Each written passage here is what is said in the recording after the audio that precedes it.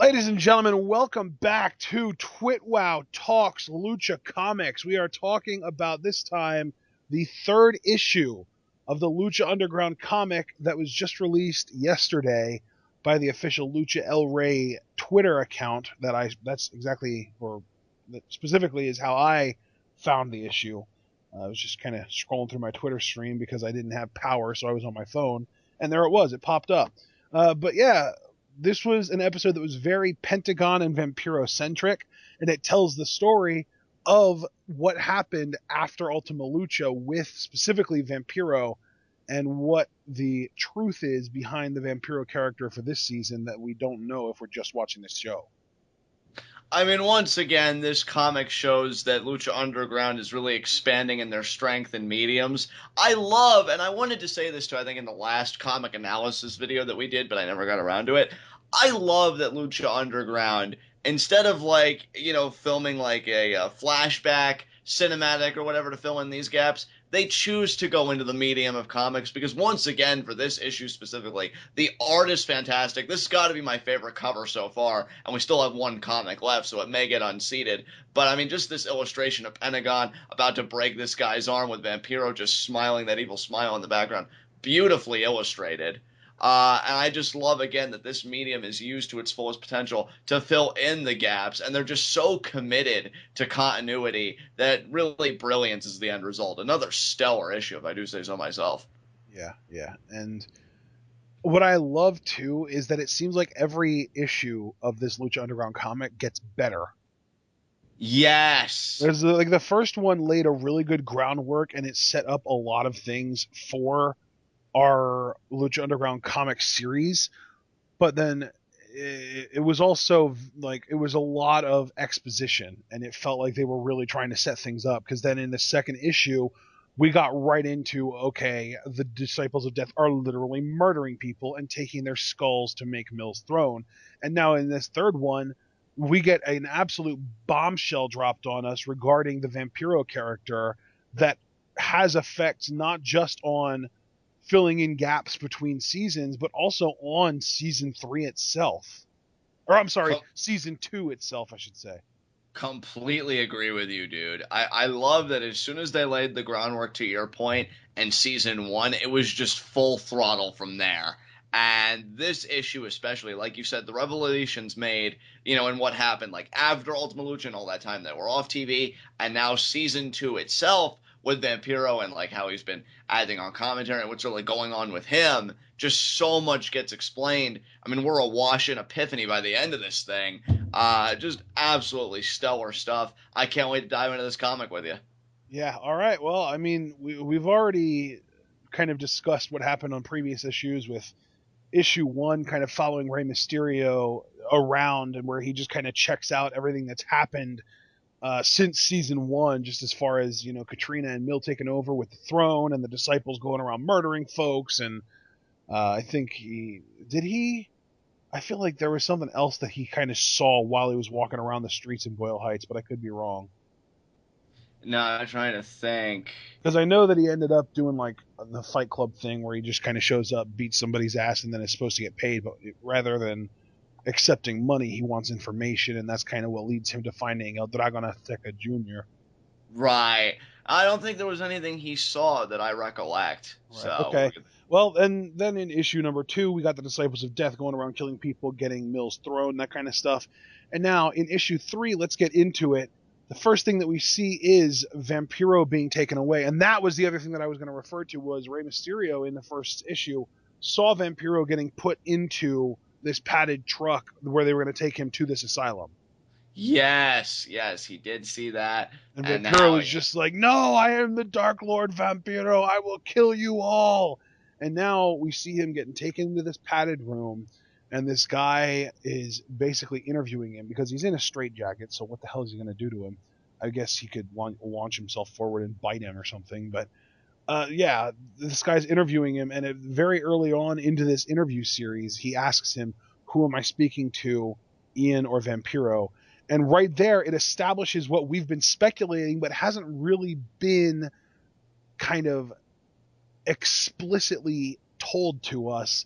and that is that Vampiro and Ian Hodgkinson are different identities in this same body. Yeah, there's definitely a duality going on here. Multiple Uh, personality syndrome. exactly, and that's perfectly illustrated here. And yeah, like you said, it just confirmed our suspicions. It's a battle for the just control between Ian and Vampiro here. Yeah, and I love that story. If you've ever seen the movie Identity, which John and I have been talking about watching for probably 5 years now, it seems like, and we still haven't gotten around to it. Well, because he hasn't seen it yet. I've seen it a few times before. It's an amazing movie. That's what this reminded me of.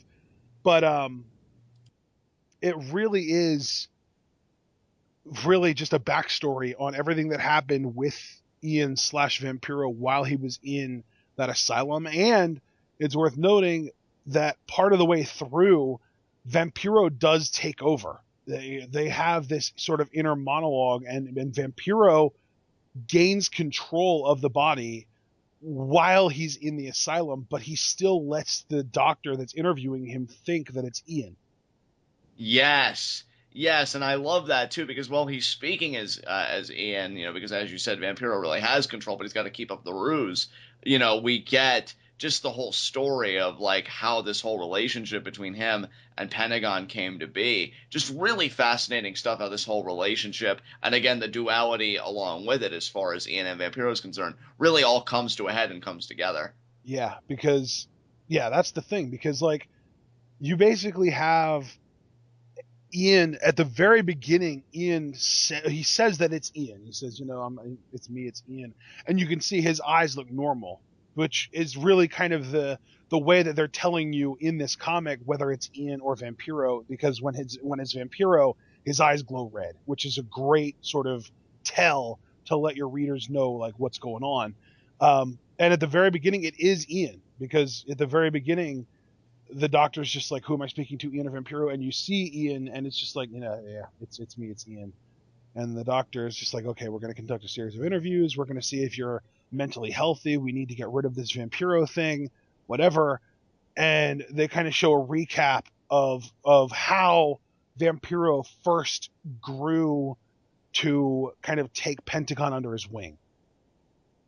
Yes, it starts with him at the commentary table, and he's seeing Pentagon in a match with Phoenix. And this was I said, episode 4, because I know episode 3 was the triple threat.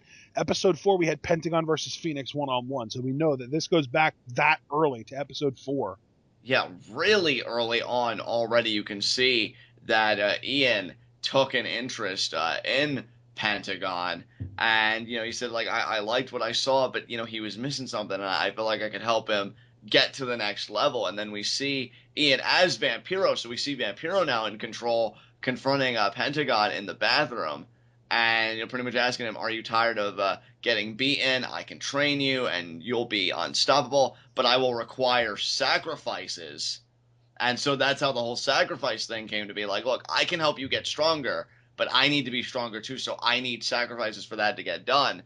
And instantly, Pentagon is just taken aback and like taken in by all this, and he immediately starts referring to him as master. So yeah, these guys, they come together pretty early, and I mean we all know the destruction that Pentagon would leave in his wake because of that relationship.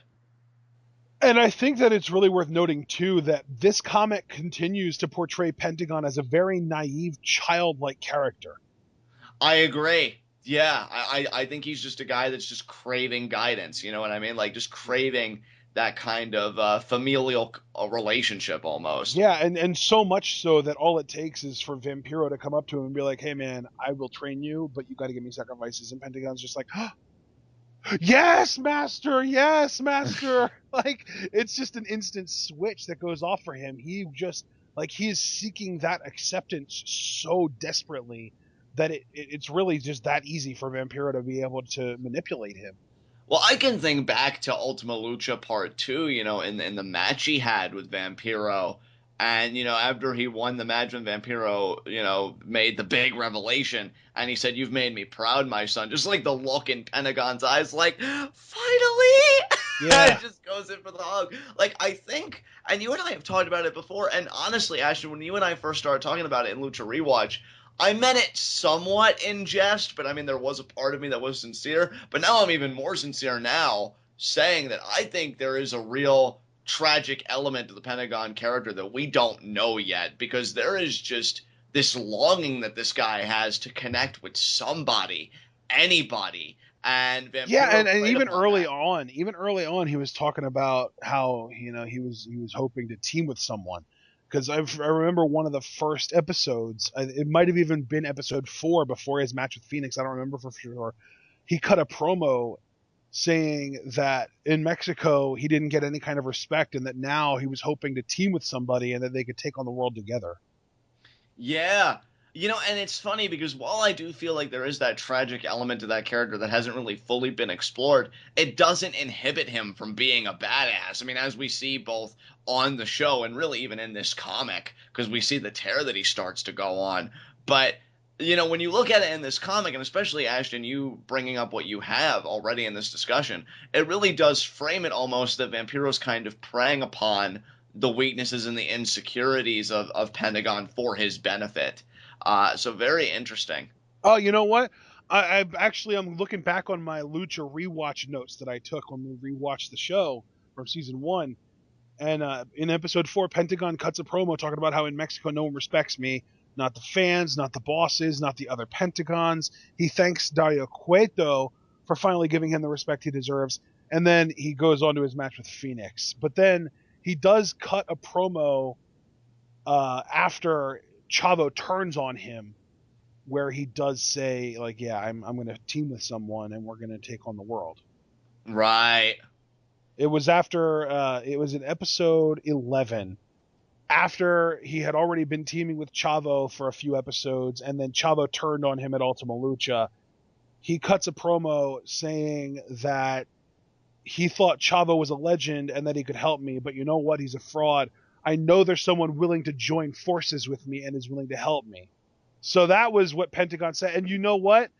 That might have actually been when Vampiro approached him, because we saw Vampiro was into him when he fought Phoenix, but we don't know the exact timeline of when Vampiro actually did approach him. So I'm thinking it might have very easily been either right before or right after he cut this promo saying that he knows that there's someone willing to join forces with him and help him. Yeah, you and I did say in our Lucha Rewatch series that Aztec Warfare seemed to be the catalyst for everything, because that's when Chavo, clocked Pentagon in the head with a steel chair Yeah, and and severed that bond. even in this comic, Vampiro is talking about how much he thought Pentagon's finishing move was cool too, because of the package pile driver and how devastating that was. Yes, I like that. Yeah, that was a cool part of the comic too. Yeah, I love that. And then they show Pentagon breaking the arms of like Famous B and Ricky Mandel. And then the doctor is just like, okay, that's enough for today. I'll be back and we can talk more tomorrow, Ian. And then Ian is just like, Ian is no more. I am Vampiro. Yeah, and then the eyes glow red, which, as you said, I Yep. think is just a very beautifully simplistic tell to differentiate between Ian and Vampiro, so that the reader can follow along and not really get confused and kind of wonder themselves, well, which is which? My brain hurts. It's just a nice, simple way to do it. Yeah, man, this It's was kind of so like well done. with Deadpool, where you have the different colored text boxes for the different personalities. Exactly. And yeah, man, I just loved how this whole thing was done. And I mean, to your point about like acknowledging the finisher, I love that this relationship, like he even picked up on the little things about Pentagon to show that he really did have that vested interest very early on. And he's just playing this therapist for a sucker, man. Doesn't even know. Like, it's just great. Yeah, and then we go back to him kind of deceiving the doctor and being like, "Oh yeah, I'm good, doc." And he continues telling this story with Pentagon, and we get to see Pentagon breaking Arhenis's arm, and then we see Pentagon and Vampiro both in a back alley taking out a couple of random masked luchadors. This is the Lucha Underground universe where there are just random masked luchadors walking around in everyday life everywhere that you go. I mean, we saw it with PJ Black during his vignette. We saw it with Tejano during his vignette. We're seeing it now again with this Pentagon Vampiro thing. So yeah, I mean, it's been established, but this just reconfirms that yeah, this is just a world where being a masked luchador is just a normal thing. Yeah, I love that because it really does feel like distinct from the rest of the world, and again already enhances this notion that Lucha Underground's created, that it is its own legitimate universe. I love that, and I gotta say, I think my favorite portion of the comic is when the assault is perpetrated on these two masked luchadors, and Vampiro speaking as Ian, in the padded cell, is saying, Pentagon was really getting into it. And I love how Pentagon's eyes are glowing red, just like Vampiro. So, he's really under that influence. Yeah. And you could see him breaking the arm of the luchador with the purple mask. And then the guy that was the red and green, you've got Ian saying, Vampiro, yeah. yeah, I got into it as well, but nothing too crazy. And then you see this motherfucker in Vampiro biting the guy's neck. Yeah. So, holy shit. Yeah, not getting too much into it. I beg to differ.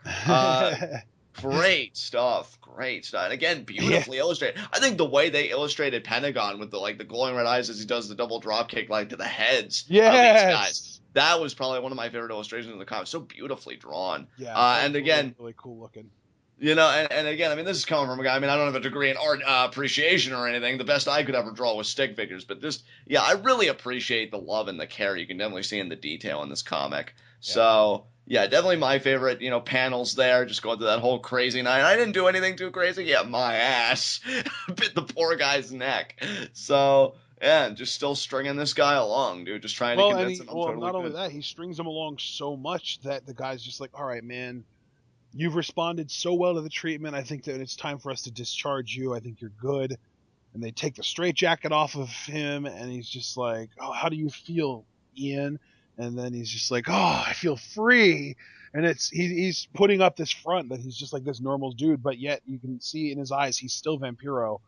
And it's just him acting. So he gets discharged, and the poor woman at the desk is just like, okay, here's your discharge paper. And then this doctor is just like, good luck, Ian. And he's just like, there is no Ian, all under his breath and evil like. And then we get a bit of a flashback to, I'm guessing, right after Ultima Lucha, if I had to guess. Because it even says before in the top left corner of the first panel on this page. And it's Ian, or actually it's Vampiro, telling Pentagon they're going to take me away soon. And that they're going to try and kill Vampiro, but they're going to fail. Yeah, dude, you know what I loved about these final few pages of the comic where he's like getting discharged and he's still like, there is no Ian. He's just like fooling everybody.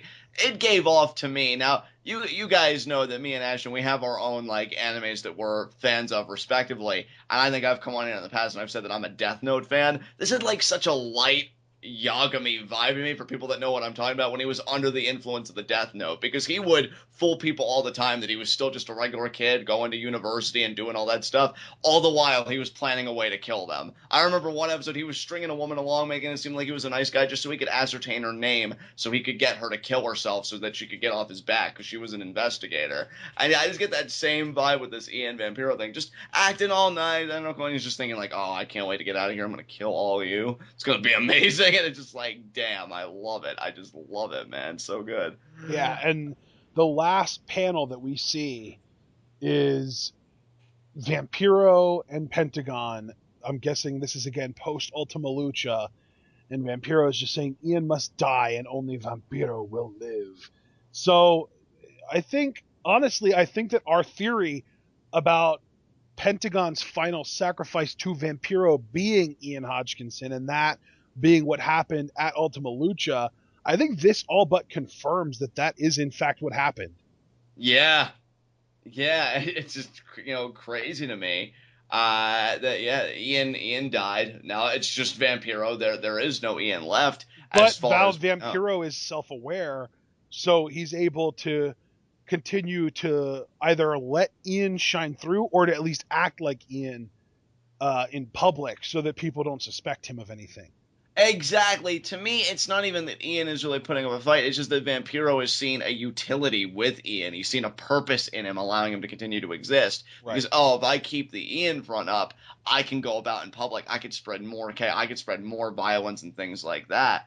So, just great stuff. And now that when Vampiro's on commentary or he gets quiet, when like Pentagon's involved or he really gets like into Pentagon's matches, that he's trying to keep the Ian front up and maintained. He doesn't want to show any cracks, but that is Vampiro just really getting into his student going to work. I Yep. love it, dude. It's so well done. It really is. And then of course we had that opening segment on Lucha Underground's television show this week that honestly it really did kind of play off this comic because it really did. Like it was like, hey guys, you need to realize Vampiro is still here and he is still Pentagon's master and it is still an issue. Like so well Exactly. done. So incredibly well done. I love this show so much. And this I, comic is amazing. I mean, dude, that final illustration of those two standing side by side, you've got Vampiro with his arm on Pentagon's shoulder, and again, in that almost like familial way, like, yeah, you're my student, we're gonna take it on together, and both of them have those glowing red eyes and the flames in the background. Just gorgeous and terrifying at the same time because you Yeah. realize, oh shit, like, we're all screwed. And you think about all the apocalyptic threats that face this temple. Right now it's controlled by Death and Mil Muertes, Katrina, and the Disciples of Death. You've got Pentagon going on a one-man insurrection. Puma trying to keep it all together as one of the only good forces. But then you've got Matanza 375 miles away. It's like, man, darkness just swarms this temple perpetually. It's crazy, man. Unbelievable. Yeah, this is just amazing stuff and I love this comic. John, before we close this out, I want to ask you, what do you think the fourth and final issue of the Lucha Underground comic, at least this sort of edition, I could say, of the comic, what do you think it's going to be about? Because I Dude, personally have my own theory, but I want to know what you think. Dude, I'm thinking you and I will co-sign if I had to guess, because I can't imagine it being anything other than Dario Cueto and Black Lotus. Yeah. Even if they only tease like Matanza in a few panels, maybe only showing his eyes, because that's all we got at the end of the first Ultima Lucha, so it's not like that would be, a big revelation. They could continue to play on that. Yeah, it's definitely got to be the travels of Dario Cueto and Black Lotus, because you've gone 375 miles away from the temple. Something had to happen on that journey. And we've already known what's happened at like the destination, them powering up Matanza and getting ready for war. But I wonder what's happened in between all that. So that's what I think the final comic is going to be, without a doubt.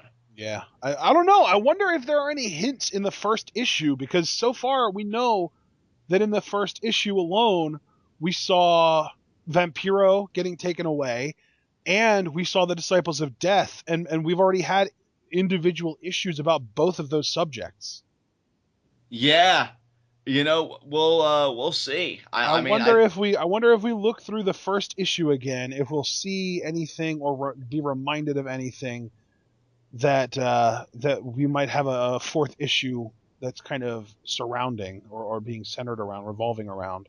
potentially, we may have to go back and look again. Lucha Underground always. I'm looking right now, and honestly, I don't think unless they're going to do another full issue about Rey and El Dragon Azteca, because those guys just met at the end of the issue, and we didn't really get a ton of story on them. So maybe it'll be about them, because that's the only other. I mean, unless they're going to do a freaking issue on this random fight club that Rey got invited to, but I highly doubt they would do that because there are no recognizable faces in there. I doubt it too, dude. I don't think they would expend energy on something like that. And I think Lucha Underground knows that their believers, as they like to call the fans there, are really probably most invested now at this point, given all the preceding issues in Cueto and Black Lotus. I just have to believe that's going to be what the Yeah. final issue is. Yeah. I can't see. I think it's gonna be all four. I think it's gonna be Rey, Dragon Azteca, and we're gonna see their side of the story as well as the Cuetos and Black Lotus' side of the story. That would be an interesting narrative technique to take. Kind of oscillate between one perspective and then the other. I could dig that. Yeah, Yeah. that's not implausible to me. So far though, I mean, this comic kicked ass, and I'm pretty sure the fourth issue will unseat it, and then I'm just gonna have a tough time deciding which one was the best. But man, this was so good. I even told Ashton last night. I'm glad we did this comic analysis today because I was telling him last night. He asked me. He said, outside of Johnny Mundo, who's your favorite person in Lucha Underground? And I said, hands down, Pentagon. The guy kicks ass. I love the character. I love the story. I love everything this guy's about right now. And this comic, I think, just furthered that fandom for me. So really enjoyable read. Yeah. It's great because I always compare Lucha Underground to a comic book come to life. And now we've got the comic book without the come to life thing. And even then, some of the illustrations make it feel like it's coming to life. So it's still amazing. Completely agree, man. This was fabulous. All right, guys, we're going to close it out here. We will be back with our Thursday night SmackDown review, or if you're only here for the Lucha content, we will see you guys next Wednesday. Depending on the timing, we might be able to get a comic review out before then if the fourth comic gets released before episode 6 airs. Otherwise, we're just going to do episode 6 and then we'll get the comic review released whenever it comes out. So we're going to see you all for whatever it is that you plan on tuning into next. And until then, we'll see you then.